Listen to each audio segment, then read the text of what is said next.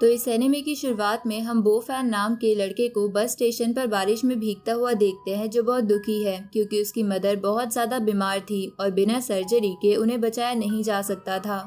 लेकिन इसके लिए 50 के रुपीस की जरूरत थी, जो बो फैन के पास नहीं थे क्योंकि उसने बस हाल ही में मेडिकल लाइसेंस एग्जाम पास किया था और उसकी जॉब अभी नहीं लगी थी। इधर हम उसी बस स्टेशन से थोड़ी दूर कार में एक लड़की को देखते हैं जो चिल्लाकर एक लड़के को बार बार कॉल करने से मना कर रही थी क्योंकि वो लड़का उसके पीछे पड़ गया था। दूसरी तरफ बो फैन को समझ नहीं आ रहा था कि वो 50 के कैसे जमा करे। तभी उसकी नज़र एक छोटी बच्ची पर जाती है जो खेलते खेलते सड़क पर आ गई थी। तो बो फैन उसे बचाने के लिए तेजी से उसकी तरफ दौड़ता है और उस बच्ची को सड़क की साइड में धकेल देता है। लेकिन वो लड़की जो अभी चिल्ला रही थी वो अचानक से बो फैन के सामने आ जाने की वजह से ब्रेक नहीं लगा पाती और उसे ठोक देती है, जिसकी वजह से बो फैन के मुंह से खून निकलने लगता है और उसे लगता है कि यही उसका अंत है। उसी वक्त बो फैन को पुरानी बातें याद आने लगती है कि उसने कई लोगों से पैसे मांगे थे पर सबने उसे घर से भगा दिया, बल्कि कई लोगों ने तो उसकी मदर के बारे में बुरा बुरा बोला था। तभी उसके गले का जेड चमकने लगता है। अब जैसे ही बो फैन जमीन पर गिरता है वो जेड गायब हो जाता है। उसी वक्त वो लड़की जिसका नाम चूचू है वो बो फैन के पास आ जाती है। साथ ही वहाँ और लोग इकट्ठा हो गए थे।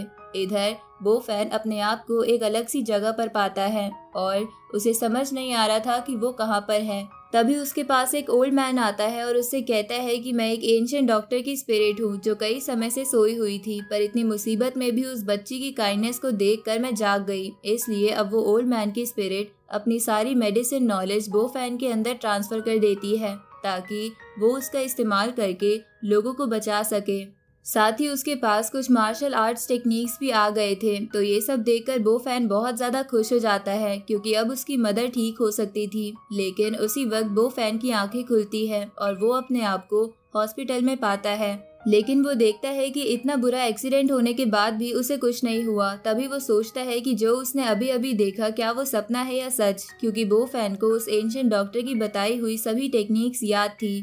तभी उसके पास चूचू आती है और कहती है कि तुम जाग गए। फिर वो उससे माफी मांगती है और उससे कहती है कि मुझे कल ही ड्राइविंग लाइसेंस मिला है, इसलिए प्लीज मेरी कंप्लेन मत करना वरना मैं मुश्किल में पड़ जाऊंगी। जिस पर बो फैन कहता है कि चिंता मत करो, मुझे कुछ नहीं हुआ है, इसलिए मैं तुम्हारी कंप्लेन नहीं करूंगा। तो चूचू बोलती है कि इस बात से तो मैं भी हैरान हूँ कि तुम इतने जल्दी ठीक कैसे हो गए, और डॉक्टर कह रहे थे कि ये चमत्कार से कम नहीं है। तभी बो फैन उठकर वहाँ से जाने लगता है। जहाँ जाते वक्त वो उससे कहता है कि मुझे एक इमरजेंसी है, इसलिए मेरे डिस्चार्ज का प्रोसीजर तुम संभाल लेना। इस पर चूचू उससे बोलती है कि डॉक्टर ने तुम्हें आराम करने के लिए बोला है। लेकिन बो फैन रुक नहीं रहा था। तो चूचू उससे कहती है कि मैंने तुम्हारे फोन में मेरा नंबर ऐड कर दिया है, तो तुम्हें कोई भी हेल्प चाहिए हो तो मुझे बोलना। इधर हम बो फैन की मदर को देखते हैं जो मर चुकी थी, इसलिए डॉक्टर नर्स से कह रहा था कि इनकी बॉडी आईसीयू से ले जाओ। तभी बो फैन वहाँ आ जाता है। उसे देखकर डॉक्टर पैसे लेने के लिए बो फैन से कहता है कि 50 के रुपीस जल्दी से ले आओ ताकि तुम्हारी मॉम की सर्जरी हो सके। लेकिन बो फैन उसे पीछे करके उस एंशिएंट डॉक्टर से मिली कुछ नीडल्स निकालता है, जिसे देखकर वो डॉक्टर कहता है तुम नीडल से क्या करना चाहते हो, क्या तुम मरने के बाद भी अपनी मॉम को दर्द देना चाहते हो। इधर बो फैन उन नीडल्स को देखकर सोचता है कि एंशिएंट मेडिसिन और ट्रेडिशनल चाइनीज मेडिसिन में ज्यादा फर्क नहीं है।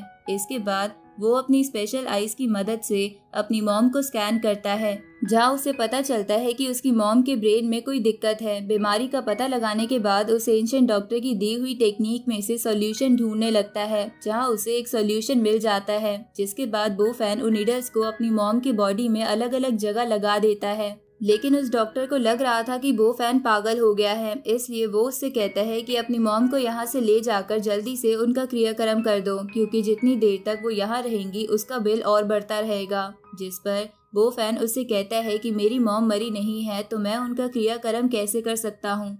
ये सुनकर वो डॉक्टर गुस्से में कहते हैं कि क्या तुम पागल हो, अगर तुम अपनी मॉम को बचा लोगे तो मैं तुम्हें अपना पोजीशन दे दूंगा। थोड़ी देर बाद बो फैन उन नीडल्स को बाहर निकालता है, जिसके बाद उसकी मॉम होश में आ जाती है। ये देखकर वो डॉक्टर और नर्स दोनों हैरान थे। तभी बो फैन की मॉम उससे कहती है कि यहाँ क्या हो रहा है। मुझे याद है कि मुझे बहुत खतरनाक बीमारी थी जिसे ठीक नहीं किया जा सकता था। बो फैन कहता है कि आप बिल्कुल ठीक हो चुकी हैं और अब हम घर जा रहे हैं। ये सुनकर वो डॉक्टर बो फैन से कहता है कि तुम घर बाद में जाना, पहले मेडिकल एक्सपेंसेस पे करो। तभी वो नर्स बो फैन को बिल देती है जो 38K रुपीस था। ये सुनकर बो फैन की मदर चौंक जाती है। तभी वो डॉक्टर कहता है कि ये आईसीयू है, यहाँ हर घंटे के पैसे लगते हैं। लेकिन उसी वक्त बो फैन वो बिल डॉक्टर के मुंह पर मारता है और कहता है कि क्या मैं तुम्हें बेवकूफ दिखता हूँ? मेरी मदर की ब्रेन में दिक्कत है और तुम इतने दिनों से मेरी मदर का हार्ट का इलाज कर रहे थे। ऊपर से तुम बिना किसी रीजन के उनकी बॉडी में कई सारे ग्लूकोज लगा चुके हो। तुम सच में पागल हो। तभी वहाँ एक नर्स आती है और डॉक्टर से कहती है कि हॉस्पिटल के डायरेक्टर ने इलाज के लिए किसी को भेजा है और हमें साफ इंस्ट्रक्शन मिला है कि आपको ही उस बच्चे का इलाज करना है। ये सुनकर वो डॉक्टर उस बच्चे के पास चला जाता है जहाँ उसका फादर था, जो गिड़गिड़ाकर कह रहा था कि प्लीज डॉक्टर चेक करो मेरे बच्चे को क्या हुआ है, क्योंकि जब वो स्कूल से आया था तो वो ठीक था, लेकिन अचानक से उसे बहुत तेज बुखार आ गया और वो बेहोश हो गया। ये सुनकर वो डॉक्टर कहता है कि आप टेंशन ना लें, इसे बस आम सर्दी जुकाम हुआ है, इसलिए इसे मैं एंटीबायोटिक मेडिसिन दे देता हूँ जिससे ये ठीक हो जाएगा। लेकिन तभी बो फैन बीच में आकर कहता है कि इसे कोई कोल्ड नहीं हुआ है, इस एंटीबायोटिक इंजेक्शन से इस बच्चे की हालत और भी बुरी हो जाएगी। इस पर वो डॉक्टर बोलता है यहाँ डॉक्टर मैं हूँ या तुम, इसलिए अपनी बकवास बंद करो। अब वो डॉक्टर बच्चे को इंजेक्शन लगा देता है, जिसके बाद थोड़ी देर के लिए ऐसा लगता है कि इस बच्चे की हालत ठीक हो रही है, इसलिए वो फादर भी उस डॉक्टर की तारीफ करने लगता है। लेकिन अचानक से उस बच्चे का बीपी बहुत तेजी से गिरने लगता है और उसकी जान बिल्कुल खतरे में आ जाती है। ये देखकर वो डॉक्टर घबरा जाता है तो वो फादर कहता है कि डॉक्टर प्लीज जल्दी कुछ कीजिए, मेरा ये इकलौता बच्चा है, मैं इसे नहीं खो सकता। लेकिन उस डॉक्टर को कुछ नहीं समझ आ रहा था कि अब वो क्या करे। तभी बो फैन बोलता है कि इसे कोई कोल्ड नहीं है, इसकी बॉडी में जहर है। तभी बो फैन एक नीडल को उस बच्चे की चेस्ट में लगा देता है। ये देखकर डॉक्टर भी उसे नहीं रोकता है, क्योंकि उसे लग रहा था कि अगर इस बच्चे को कुछ हुआ तो वो सारा ब्लेम बो फैन पर लग जाएगा। इसके बाद बो फैन और भी नीडल्स उस बच्चे की बॉडी में लगाने लगता है, जिसे देखकर उसका फादर बोलता है कि तुम कौन हो, तुम तो कोई डॉक्टर भी नहीं हो, तुम मेरे बेटे के साथ ऐसा कैसे कर सकते हो। लेकिन तभी वो नर्स बोलती है कि इस बच्चे की हालत ठीक हो रही है।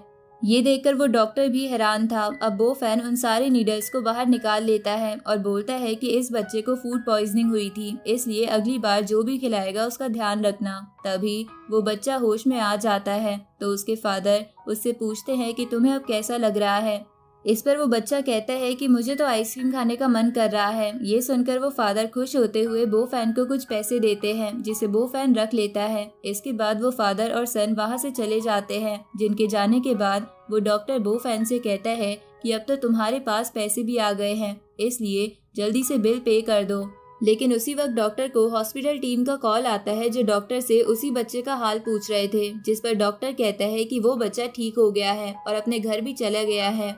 तभी डीन उसे बताते हैं कि ऐसी ही हालत कई और बच्चों की भी हुई है और उन्हें भी बहुत जल्द हॉस्पिटल में भेज दिया जाएगा। थोड़ी देर बाद डीन और डायरेक्टर दोनों हॉस्पिटल में आ जाते हैं, जिन्हें देखकर वो डॉक्टर बो फैन से कहता है कि बच्चे अपनी जुबान बंद रखना, क्योंकि तुमने बिना डॉक्टर बने किसी का इलाज करा है, इससे तुम्हें जेल भी हो सकती है, पर चिंता मत करो, मैं सब संभाल लूंगा।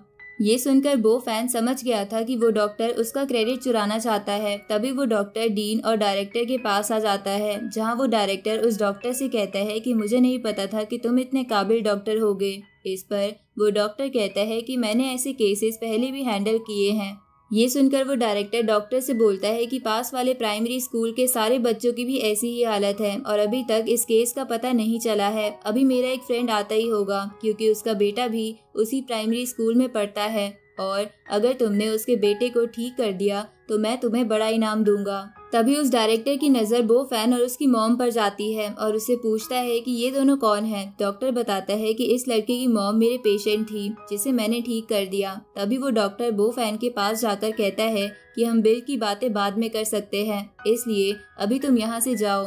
ये सुनकर बो फैन अपनी मॉम को वहाँ से लेकर जाने लगता है, जहाँ जाते वक्त उसकी मॉम उसे कहती है कि बेटा अब हमारे पास 20K रुपीस आ गए हैं, इसलिए हम थोड़ा बिल चुका ही देंगे। ये सुनकर बो फैन बोलता है कि मैं तो उस डॉक्टर को फूटी कौड़ी भी नहीं दूंगा। उसी वक्त डायरेक्टर का दोस्त अपने बेटे को तेजी से डॉक्टर के रूम में ले जाने लगता है। जिसे बो फैन भी देख लेता है। अब वो अमीर आदमी डायरेक्टर से कहता है कि प्लीज मेरे बेटे को जल्द से जल्द ठीक करने के लिए अच्छा डॉक्टर ढूंढो। इसे बहुत तेज बुखार है और मुझे डर है कि बुखार इसके दिमाग पर असर ना करे। ये सुनकर वो डॉक्टर उस डॉक्टर को इस बच्चे का इलाज करने को कहता है। तब वो डॉक्टर बो फैन की वो नीडल उठा लेता है। तभी वो अमीर आदमी डॉक्टर से कहता है कि अगर तुमने मेरे बेटे को ठीक कर दिया तो मैं तुम्हें अच्छा इनाम दूंगा। ये सुनकर वो डॉक्टर खुश हो जाता है। तभी वो डीन डॉक्टर से पूछता है कि तुम्हारे हाथ में ये नीडल क्यों है। इस पर वो डॉक्टर कहता है कि मैंने एक नई फॉर्म ऑफ मेडिकल प्रैक्टिस सीखी है और मैं ये नीडल को इस्तेमाल करके इस बच्चे को ठीक कर सकता हूँ। ये सुनकर वो डॉक्टर से कहता है कि तुम सच में एक्स्ट्रा ऑर्डिनरी हो, इसलिए जल्दी से इस बच्चे को ठीक कर दो। ये सुनकर वो डॉक्टर याद करने लगता है कि बो फैन ने वो नीडल किस जगह पर लगाई थी, जिसके बाद वो वैसे ही करने की कोशिश करता है और उसे लग रहा था कि ये इतना मुश्किल भी नहीं होगा। तभी वो अमीर आदमी देखता है कि इससे बच्चे की हालत और खराब हो रही है, इसलिए वो डॉक्टर से पूछता है कि क्या तुम्हें पक्का यकीन है कि इस टेक्निक से मेरा बेटा ठीक हो जाएगा। ये सुनकर उस डॉक्टर के पसीने छूटने लगते हैं और वो घबराते हुए कहते हैं कि ये बिल्कुल काम करेगा। अभी अभी एक बच्चा इसी टेक्निक से ठीक हुआ था। उसी वक्त वो डॉक्टर उनमें से एक नीडल को ऐसी जगह पर लगा देता है जिसकी वजह से उस बच्चे की हालत बहुत खराब होने लगती है, साथ ही उसकी धड़कनें भी धीरे होने लगती है। ये देखकर उस डॉक्टर के हाथ से नीडल छूट जाता है। तभी वो अमीर आदमी डॉक्टर पे चिल्लाते हुए कहता है कि तुमने मेरे बेटे के साथ क्या किया। तभी वो डायरेक्टर भी कहता है कि ये सब क्या हो रहा है और उस डॉक्टर के मुंह से कुछ भी नहीं निकल रहा था और वो मन ही मन सोच रहा था कि बो फैन ने जब किया था तो वो बच्चा बच गया था। तभी वो डीन डॉक्टर से कहता है कि जल्दी से कोई डिसीजन लो, बच्चे की कंडीशन बिगड़ती जा रही है। साथ ही वो डायरेक्टर भी डॉक्टर से कहता है कि अभी अभी तुमने एक बच्चे को ठीक किया, अभी क्या प्रॉब्लम आ रही है। उसी वक्त वो अमीर आदमी भी डॉक्टर से कहता है कि अगर तुम्हें इलाज करना नहीं आता तो पहले बता देते, अगर मेरे बेटे को कुछ हुआ तो मैं तुम्हें इस हॉस्पिटल में टिकने नहीं दूंगा। तभी उस डीन की नज़र उस नर्स पर जाती है जो कुछ सोच रही थी, तो वो उससे पूछता है कि यहाँ पर क्या चल रहा है। इस पर नर्स बताती है कि पिछले वाले बच्चे को डॉक्टर ने नहीं बल्कि बो फैन ने बचाया था, जो अभी अभी अपनी मॉम के साथ यहाँ से गया है। उसी वक्त वो अमीर आदमी गुस्से से डॉक्टर से कहता है कि क्या तुम मेरे बेटे का इलाज कर सकते हो या नहीं, जिस पर वो डॉक्टर इसके लिए मना कर देता है। तो वो अमीर आदमी डायरेक्टर से कहता है कि जल्दी से कुछ करो। तभी वहाँ बो फैन आता है। अब इसी के साथ ये पार्ट यहीं पर खत्म हो जाता है।